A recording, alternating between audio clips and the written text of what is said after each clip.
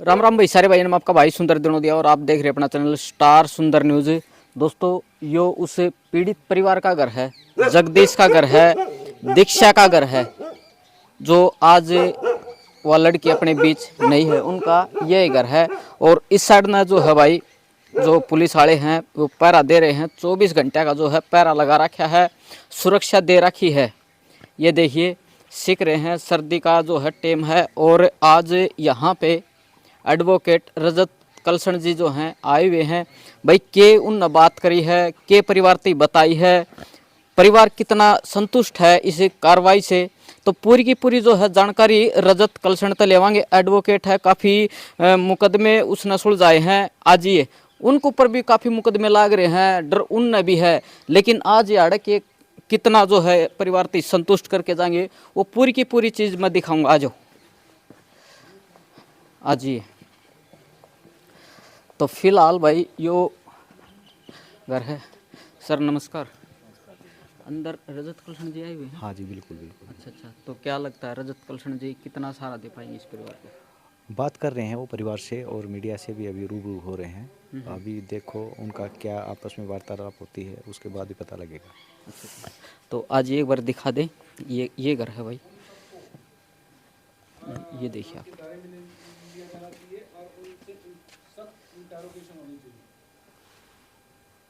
स्थानीय विधायक हैं, जगदीश फरटिया हैं, राजवीर फरटिया हैं, और वो इसी गांव के हैं।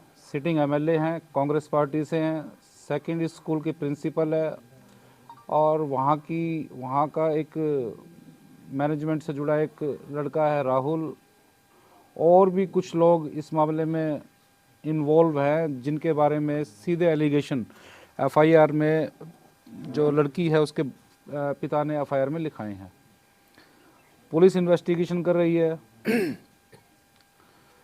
क्योंकि मामला एक सिटिंग एमएलए से जुड़ा हुआ है, इसलिए इस मामले को मीडिया कवरेज भी मिल रही है, जिसके चलते यहाँ पर हरियाणा सरकार के मंत्री कृष्ण पवार जी, जेपी दलाल, सेकेंडली महिला आयोग की जो हरियाणा की चेयरपर्सन है, एससी कमीशन के चेयरमैन हैं, वो सारे यहाँ पर विजिट कर चुके हैं।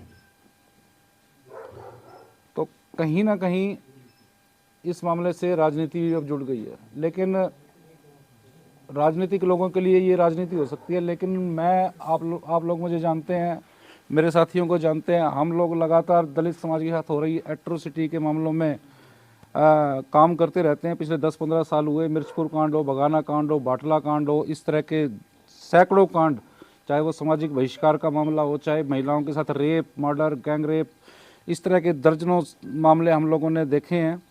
और अक्सर उन मामलों को इतना हाईलाइट या वो सुर्खियाँ नहीं मिल पाती है जितना इस मामले को मिल रही है। हमारा तो केवल एक कंसर्न है, हमने कोई कांग्रेस बीजेपी नहीं खेलना है, हम कोई कास्टिज्म की बात नहीं करते हैं। हमारा तो केवल एक ये कहना है कि जो बच्ची ने जिन हालातों में सुसाइड की है, या उसको जिस भी व्यक्ति ने या व्यक्तियों के समूह ने, चाहे वो कॉलेज प्रबंधन हो, कॉलेज प्रबंधन का चेयरमैन हो, उस कॉलेज के प्रिंसिपल या मैनेजमेंट से जुड़े जो भी लोग हैं, जिन लोगों ने उस बच्ची को आत्महत्या करने के लिए मजबूर किया है, इमीडिएट इफेक्ट से उन सब की अरेस्ट होनी चाहिए। क्योंकि मामला बहुत तूल पकड़ गया है, इसलिए पुलिस ने एक लड़के राहुल को अरेस्ट किया है, एक और किसी को अरेस्ट किया, और किसको अरेस्ट किया? उसके फादर को अरेस्ट किया है।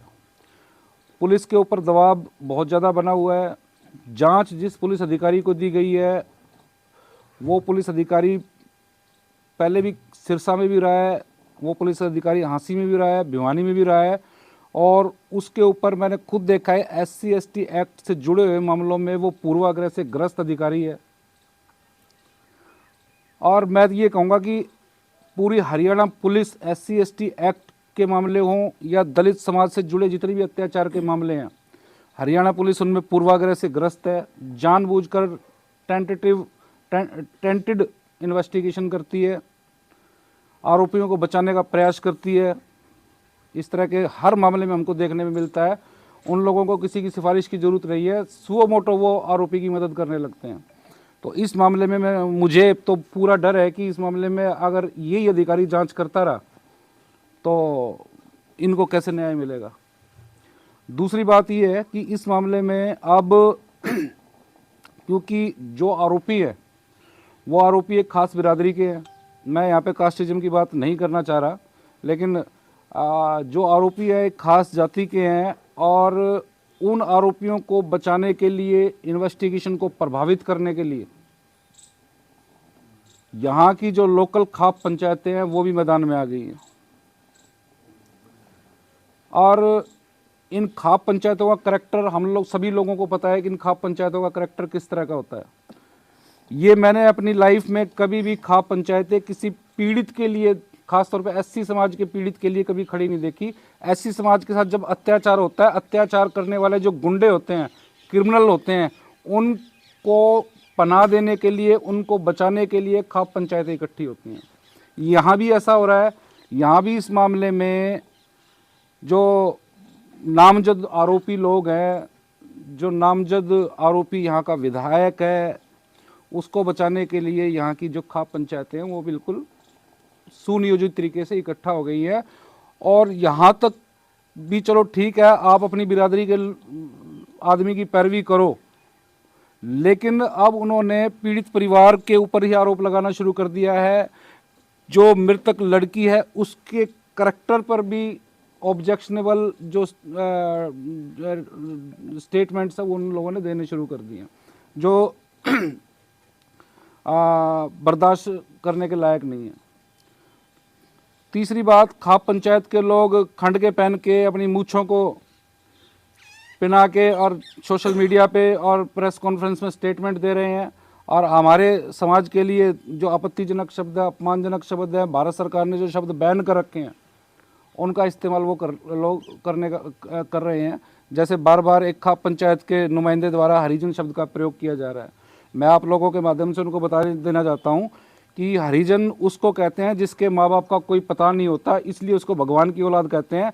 हमारे माँ बाप का तो पता है, और जो मूछ बना के जो खाप पंचायत का प्रतिनिधि कह रहा है ना कि हम लोगों के बारे में हरिजन, भाई हरिजन तू है, तेरे माँ बाप का नहीं पता होगा, हम तो सारे बाप, हमको तो हमारे सारे माँ बाप का पता है। देखो, तो इस तरह की दखलंदाजी इन्वेस्टिगेशन में या पीड़ित परिवार के ऊपर अगर इस तरह की खाप पंचायतों के ऊपर प्रेशर बनाने की कोशिश की गई तो इस मामले में अभी तक तो हम पीड़ित के घर पे बैठे हैं, हम लोग यहाँ पे इकट्ठा होके यहाँ पे ये चीज़ आंदोलन का रूप भी ले सकती है। ये मैं हरियाणा पुलिस को चेताना चाहता हूँ, हरियाणा सरकार को भी चेता देना चाहता हूँ।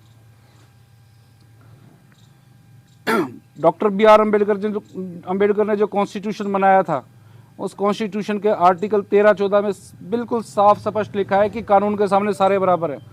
लेकिन इस मामले में देखना साफ नज़र आ रहा है कि एक रसूखदार को इस मामले में बचाने के लिए हरियाणा पुलिस के लोग पूरा प्रयास कर रहे हैं, और हरियाणा पुलिस पे हमको बिल्कुल भी विश्वास नहीं है। इस मामले की CBI जांच होनी चाहिए। यहाँ के जो लोकल जाति विशेष के लोग हैं वो इसको एक जातीय रंग देना चाहते हैं, बिल्कुल जातीय रंग नहीं देने देंगे इस मामले को। और इस मामले में तुरंत प्रभाव से इस मामले की इंडिपेंडेंट स्वतंत्र जांच एजेंसी से जांच होनी चाहिए। लोकल पुलिस के बस की बात नहीं है ये मामले की जांच करना। हरियाणा पुलिस के DSPs बिल्कुल भी कॉम्पिटेंट नहीं है इतने पेचीदा केसों में जांच करने के लिए। उनको SC/ST एक्ट की या IPC की धाराओं का भी नहीं पता है।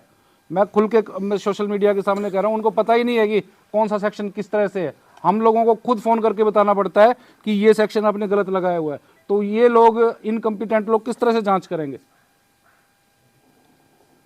तो इस मामले की इंडिपेंडेंट जांच की जाए, चाहे वो CBI करे, चाहे हाई कोर्ट की सुपरविजन में कोई कमेटी बने, IPS अधिकारी की लीड में एक कमेटी बने, वो इस मामले की जांच करे और इस मामले से जुड़े सभी आरोपियों को इंटेरोगेट किया जाए और जो सबूत है उनको सेफ करके रखा जाए।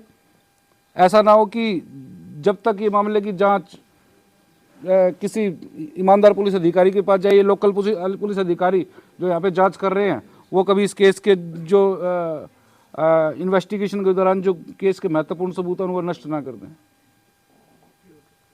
कोई बात नहीं।